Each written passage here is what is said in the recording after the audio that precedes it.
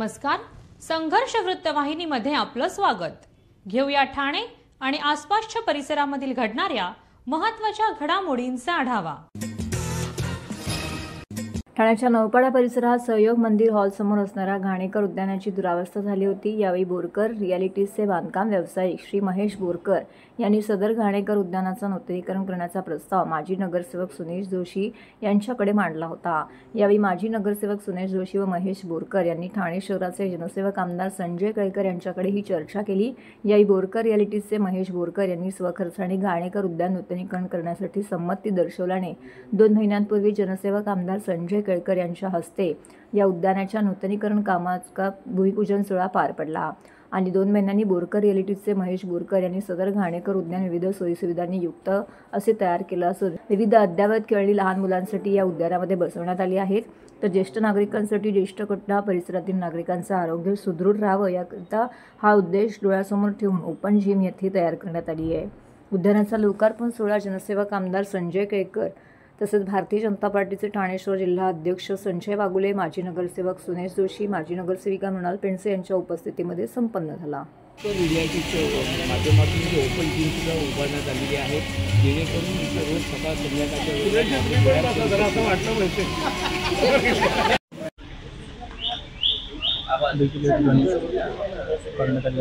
नमस्कार, आज आपलं बोरकर रिअॅलिटीज तर्फे घाणेकर उद्यानाचं नूतनीकरण करण्यात आलंय।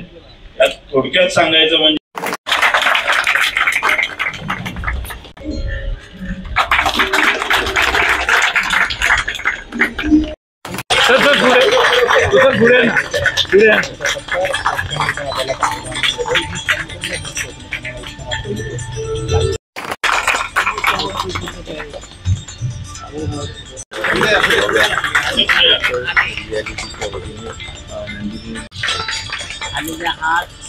माईक कोणाचा आहे तिथे मध्ये थोडं आता अन्यथा आम्ही पुढे आलो तर प्रॉब्लेम होईल।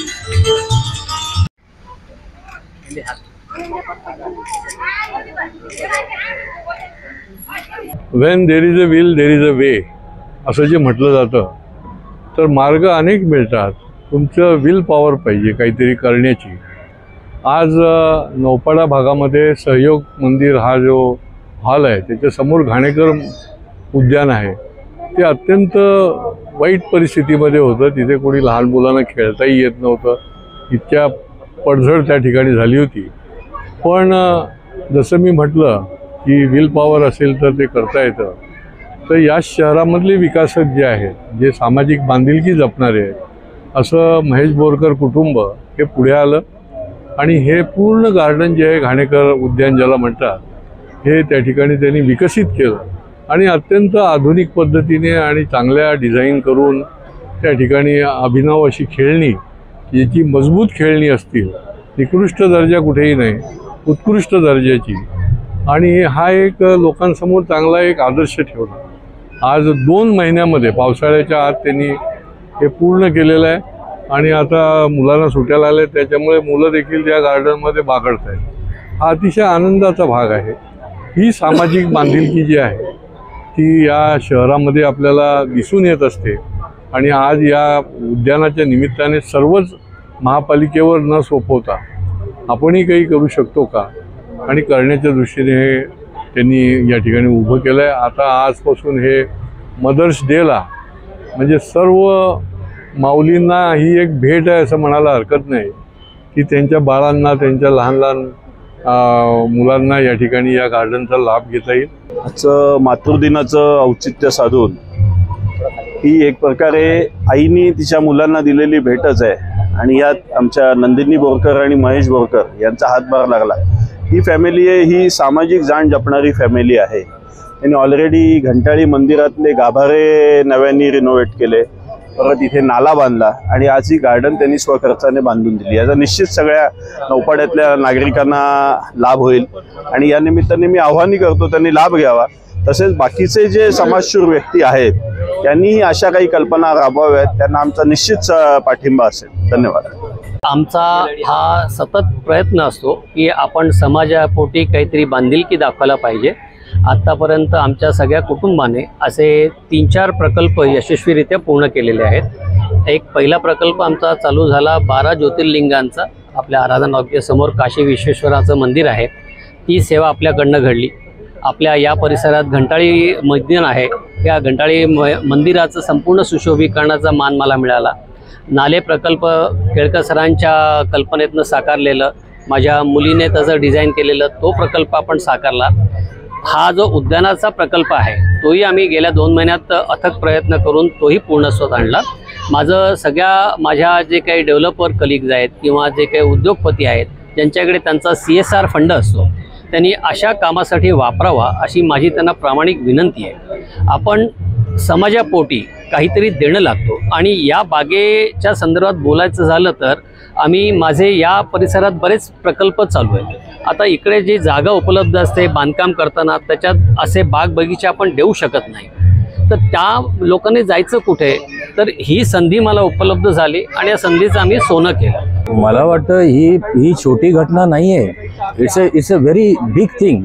का सांगतो तुम्हाला, बिझनेस सगळेच करतात, पैसा सगळेच कमवतात, पण किती असे बिझनेसमॅन आहेत की जे कॉर्पोरेट सोशल रिस्पॉन्सिबिलिटी आपण ज्याला म्हणतो CSR, त्याच्यामध्ये समाजासाठी काहीतरी करावं म्हणून पुढे येतात. किती येतात मला सांगा. बोरकर साहेब आले म्हणजे खरोखर मोठा माणूस आहे बाबा, यांचं खरोखर कौतुक केलं पाहिजे. आणि असा एखादा बिझनेसमॅन जेव्हा कॉर्पोरेट सोशल रिस्पॉन्सिबिलिटीच्या रूपाने पुढे येतो आणि जेव्हा केळकर साहेब आणि वाघुले साहेब, जोशी साहेब, पेंडसे मॅडम आणि असे जे पॉलिटिशियन्स आहेत की जे डेव्हलपमेंट ओरिएंटेड आहेत आणि व्हिजन असणारी मंडळी आहे, ही जेव्हा त्यांना अशा लोकांना साथ देते आणि पाटील साहेबांसारखे ब्युरोक्रॅट्स हे जेव्हा असे एकत्र येतात ना, तेव्हा काय चमत्कार घडतो ह्याचं हे उदाहरण आहे.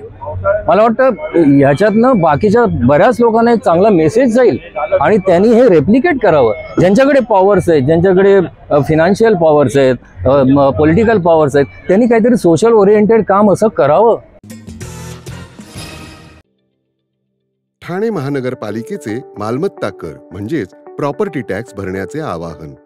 सन 2022-23 या आर्थिक वर्षाचे मालमत्ता कराचे म्हणजेच प्रॉपर्टी टॅक्सचे बिल ठाणेकर करदात्यांना महापालिकेमार्फत आर्थिक वर्षाच्या सुरुवातीस म्हणजेच माहे एप्रिल 2022 मध्ये देण्यात आलेले आहे. तथापि अद्यापही काही करदात्यांनी मालमत्ता कर महापालिकेकडे जमा केलेला नाही. सध्या आर्थिक वर्षाचा अंतिम टप्पा सुरू झाला आहे. मालमत्ता कर वसुलीसाठी महापालिकेतर्फे कडक कारवाई हाती घेण्यात आली आहे.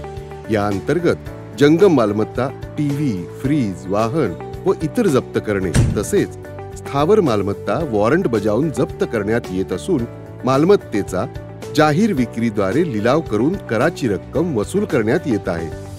मालमत्तेस पाणी पुरवठा करण्यात येणारे नळ संयोजन खंडित करण्यात येत आहेत.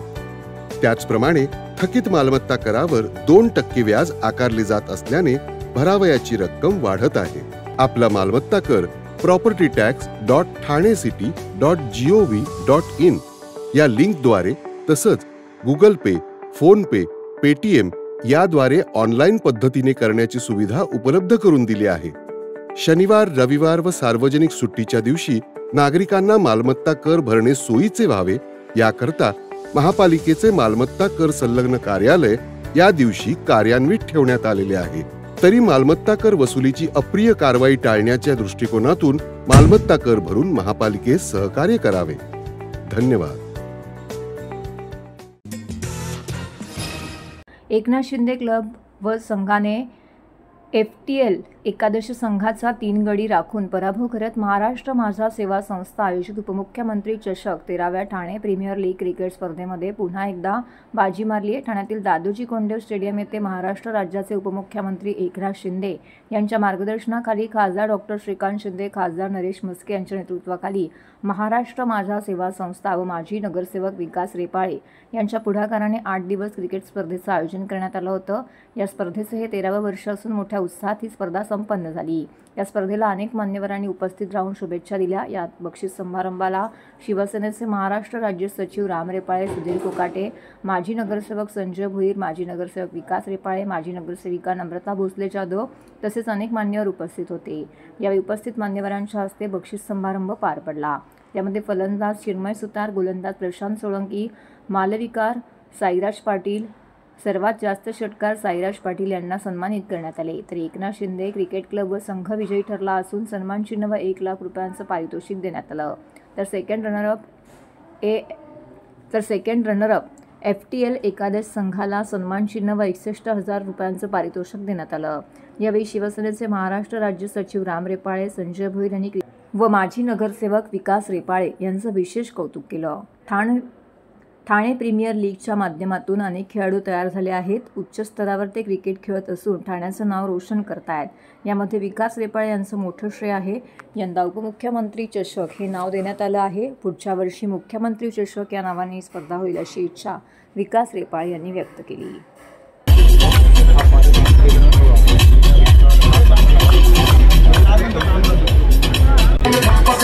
सिक्सर लगे तो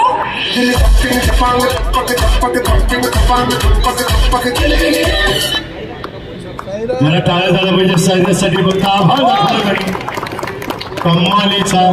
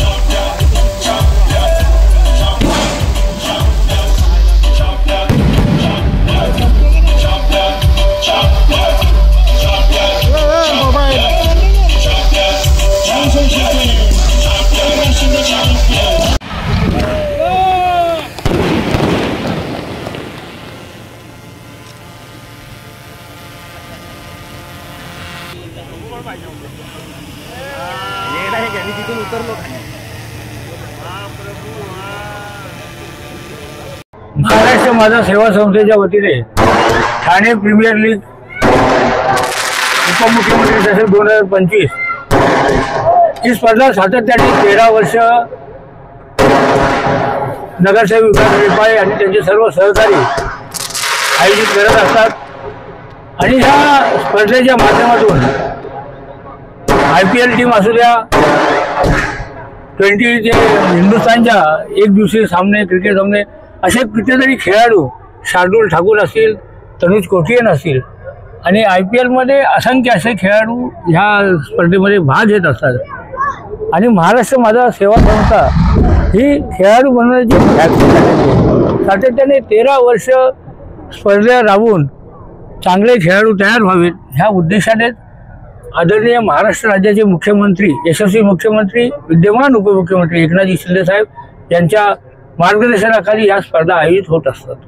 महाराष्ट्र माझा संस्थेच्या वतीने जो प्रत्येक वर्षी माननीय शिंदे साहेबांच्या नावाने हे साहेब पालकमंत्री असताना, नगरविकास मंत्री असताना, मुख्यमंत्री असताना, उपमुख्यमंत्री असताना अशा पद्धतीचं ते जे चषक त्या ठिकाणी नियोजित केलं जातं विकास रेपाळे यांच्या माध्यमातून.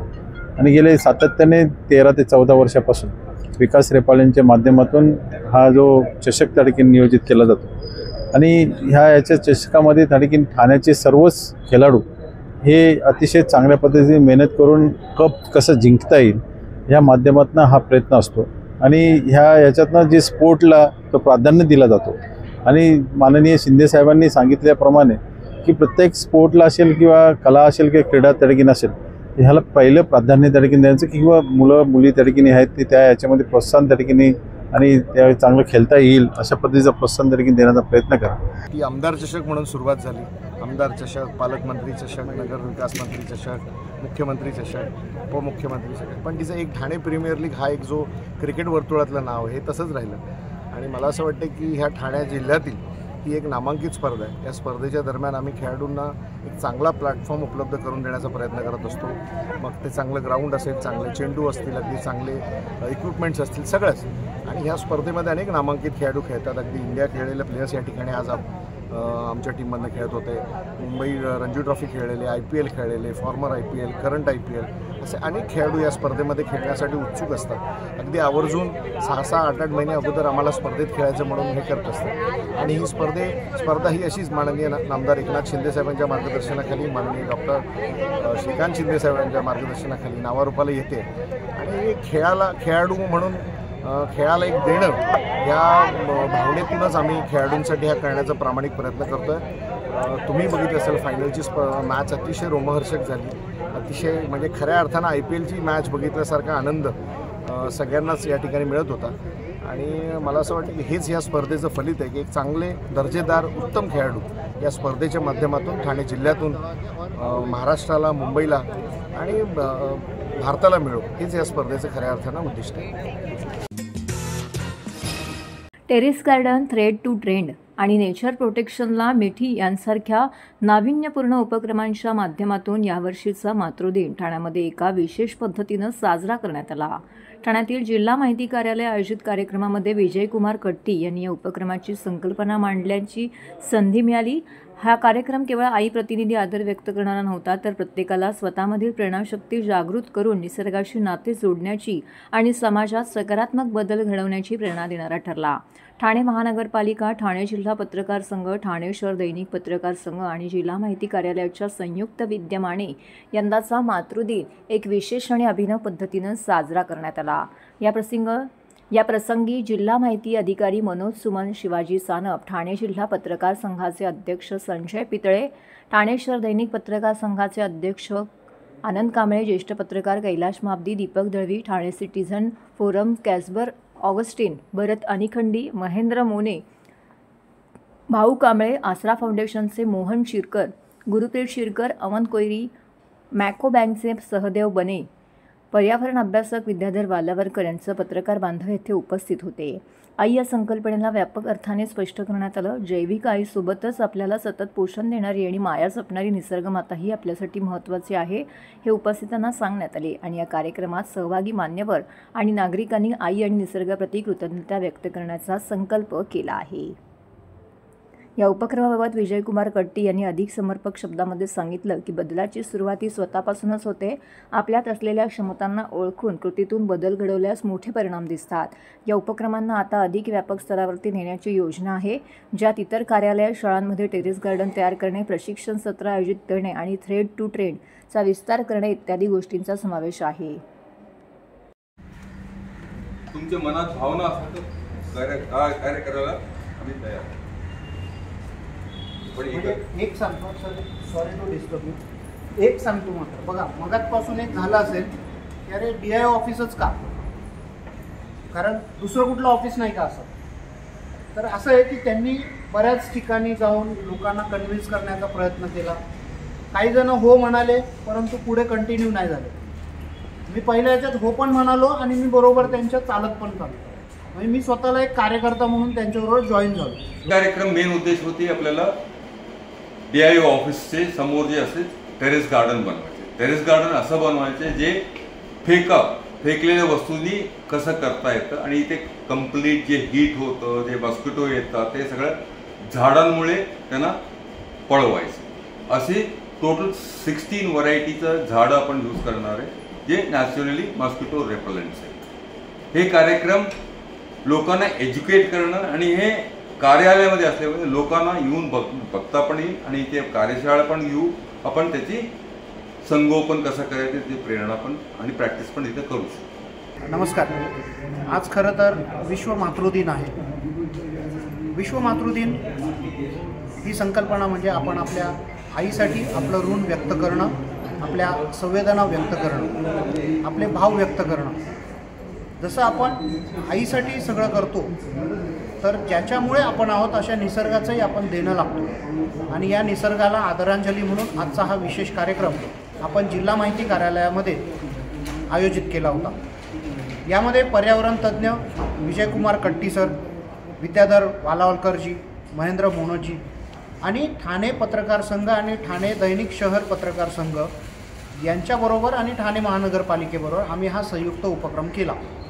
यामध्ये अनेक पत्रकार उपस्थित होते आणि पर्यावरणावर काम करणारे जे आपले अनेक स्वतःहून काम करणारे काही कार्यकर्ते पण आहेत, काही पदाधिकारी पण आहेत, सामाजिक संस्था आहेत. या सर्वांनी मिळून आपल्या ठाणे जिल्ह्यासाठी आपण पर्यावरण रक्षणासाठी आणि त्याचबरोबर टेरेस गार्डनसारख्या संकल्पना खूप चांगल्या पद्धतीनं प्रत्यक्षात उतरवण्यासाठी आजचा हा कार्यक्रम एक संकल्प म्हणून आपण आयोजित केला होता. केंद्रीय गृह विभागाच्या मार्गदर्शक सूचनांनुसार आयोजित करण्यात आलेले ऑपरेशन अभ्यास हे आपत्कालीन परिस्थितीतील सज्जतेचे मॉक ड्रिल ठाण्यातील लोढा आमरा कोलशेत मैदान येथे यशस्वीरित्या पार पडले. सायरनच्या आवाजाने या मॉक ड्रिलला सुरुवात झाली. ठाणे जिल्हाधिकारी तथा नागरी संरक्षण दलाचे नियंत्रक अशोक शिंगार यांच्या मार्गदर्शनाखाली अप्पर जिल्हाधिकारी हरिश्चंद्र पाटील, निवासी उपजिल्हाधिकारी डॉक्टर संदीप पाणे, प्रांताधिकारी उर्मिला पाटील, नागरी संरक्षण दलाचे उपनियंत्रक विजय जाधव यांच्या नेतृत्वाखाली हे मॉक ड्रिल राबवण्यात आले. या मॉक ड्रिलमध्ये काल्पनिक एअर स्ट्राईक बॉम्ब हल्ल्याच्या घटनाक्रमानुसार कृती पार पडली. हल्ल्यानंतर नागरिकांना त्वरित सुरक्षित स्थळी हलवण्यात आले. कोणताही गोंधळ न करता नागरिकांनी अत्यंत शांतपणे प्रशासनाच्या सूचना पाळल्या. शोध मोहीम राबवून 40 जखमी आणि अडकलेल्या नागरिकांना बाहेर काढण्यात आले आणि प्रथमोपचार देखील देण्यात आले. इमारतीत अडकलेल्या 5 जणांचीही सुरक्षित सुटका करण्यात आली. या मॉकड्रिलमध्ये महसूल, आरोग्य, पोलीस, नागरिक संरक्षण दल, होमगार्ड, ठाणे महानगरपालिका आपत्ती व्यवस्थापन, TDRF, अग्निशामक दल, लोढा आमरा गृहसंकुलातील यंत्रणा, सुरक्षा रक्षक, स्थानिक नागरिकांनी सहभाग घेतला. प्रांताधिकारी उर्मिला पाटील व तहसीलदार उमेश पाटील यांनी सांगितलं की हे मॉकड्रिल केवळ आपत्कालीन